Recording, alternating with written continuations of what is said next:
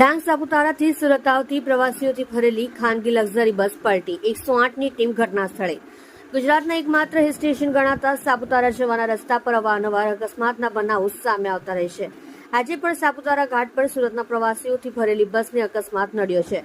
આ અંગે મળતી પ્રાથમિક વિગતો મુજબ સુરતની બાપા સીતારામ ટ્રાવેલ્સની ખાનગી લક્ઝરી બસમાં 65 જેટલા પ્રવાસીઓ સાપુતારાના પ્રવાસે ગયા હતા, જ્યાંથી પરત ફરતી વખતે ઘાટ પર ડ્રાઈવરે સ્ટેરિંગ પરથી કાબુ ગુમાવતા બસ પલટી ખાઈ ગઈ હતી,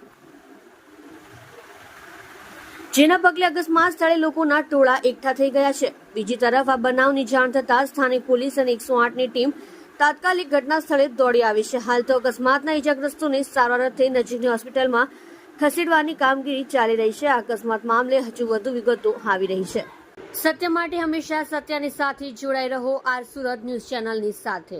ના સમયમાં એક લક્ઝરી બસ જે સુરતથી આવતી હતી GJ5ની, એ બસ સાપુતારામાં એ લોકો ફરવા આવેલા હતા ને સાપુતારાથી નીચે ઉતરતી વખતે માલેગામ પાસે ઘાટ છે, એ ઘાટની અંદર ખાઈમાં ખાબકી પડી હતી.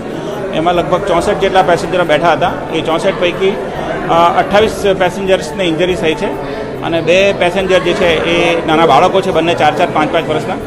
એક છોકરો અને એક છોકરી છે. 2 જણનું ડેથ થયું છે. 28 પૈકી 4 જણા જે છે એ 4 જણા થોડા વધારે સિરિયસ હોવાથી એ લોકોને આહવા હોસ્પિટલ ખાતે રિફર કરવામાં આવ્યા છે અને બાકીના જે 34 જણા છે એ લોકોને કોઈ ઇન્જરી થઈ નથી.